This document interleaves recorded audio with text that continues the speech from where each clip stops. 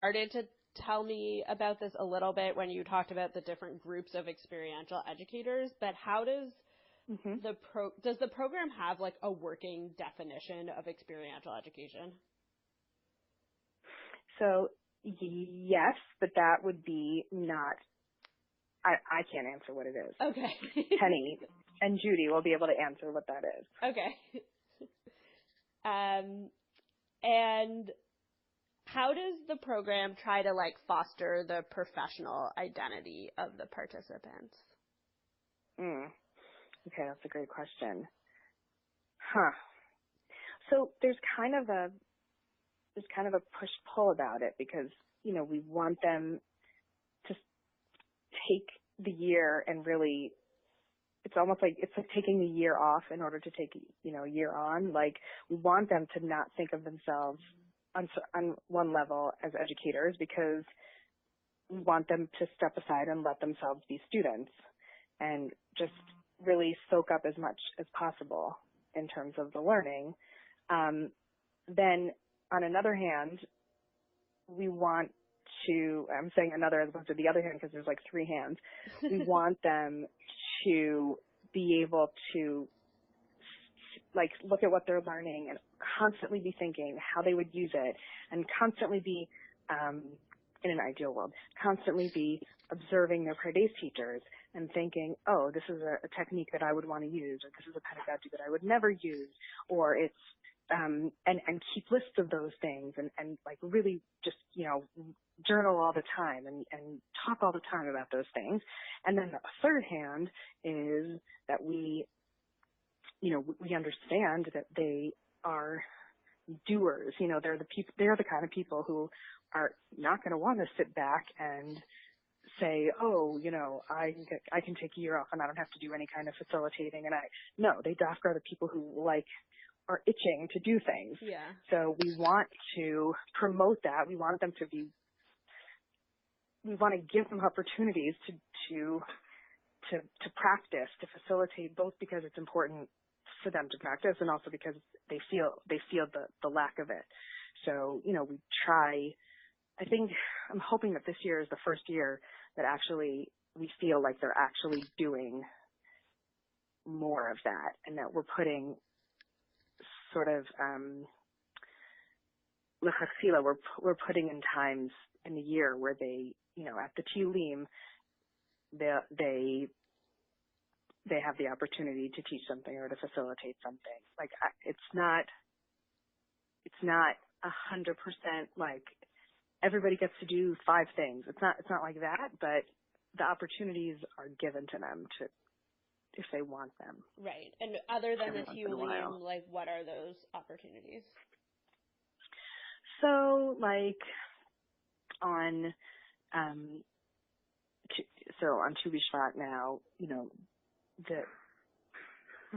I was asked, you know, who should do something about like can your students do something about Tu B'Shvat, like a Tu B'Shvat Seder or some kind of activity.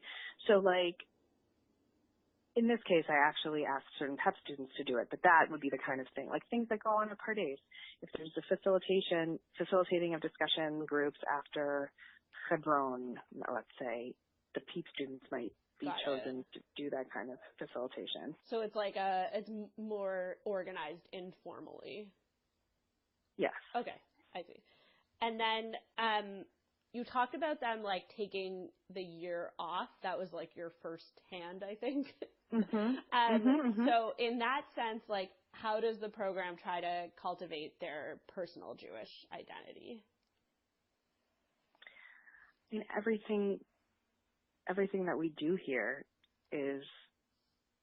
feels like we're doing just that. I mean, I think that every year we become even more and more I'm saying, when I say we, I mean like Pardes in general, not on the whole, not just PCJE, has become even more reflective, and, you know, everything is talked about and everything is unpacked. And so it feels like being part of the Pardes community more and more is, I mean, okay, everybody goes through a Jewish journey, but the reflection element of going through your Jewish journey, it just seems like that's what happens here. Mm-hmm.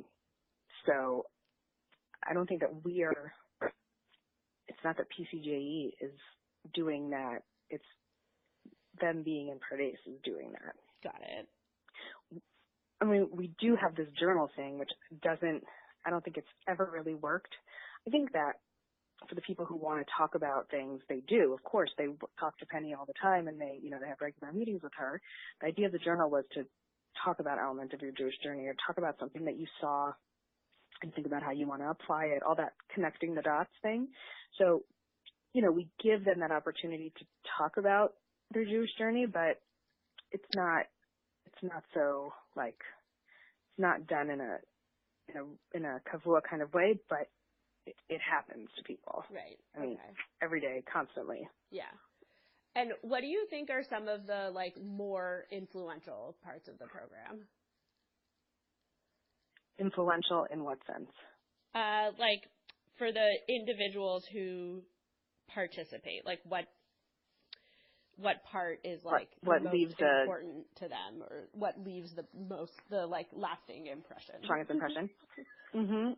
Okay, so like I said before, the peer teaching, I have heard, and this is anecdotal, of course, but of course. I have heard people say that has been a very meaningful and important piece of my time here.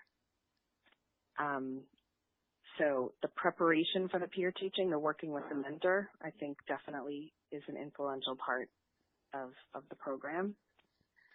I think the learning, which is, 75% of what they're doing here, is very, very influential. And what do you think, this might seem like kind of a silly question, so if those two things are some of the more influential pieces, what are some of the less influential pieces? I think, I didn't even talk about the Yozma project. I have a question about that for you in a minute, but you can talk about it. Okay, so I think that the Yozma project, in many, many cases, is very, it's not very memorable for them. I don't know why that is. I don't know. But okay. Somehow the peer teaching, which is artificial, feels real to them, but the Yozma project, which has potential to be real, feels artificial. Oh, but the two are not necessarily connected. No. I'm just talking about things that, where people, where people have the opportunity to create curriculum or create a unit or create a lesson. And what would you say, are the goals of the Yozma project?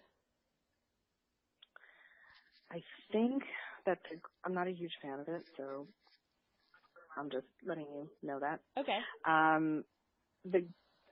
What I understand it to be, the project, I think the goals are to help, or to have the participants take something that they're learning here at Pardes, or being here in Israel, something that they couldn't have done, they couldn't have written a program about or done a program about before they were to Pardes, and create a program, meaning trying to show the value added of them having been here. Mm-hmm. And to hopefully be able to use it later on in their work life. Got it.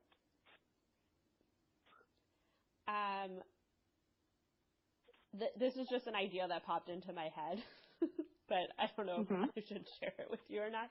What if the Yozma project and the peer teaching were the same thing? So they taught part of their Yozma project in the peer teaching. Some people do that? Have started to do that, yes. Okay. Yes, exactly. They're it's like a workshopping for their Yozma. Right.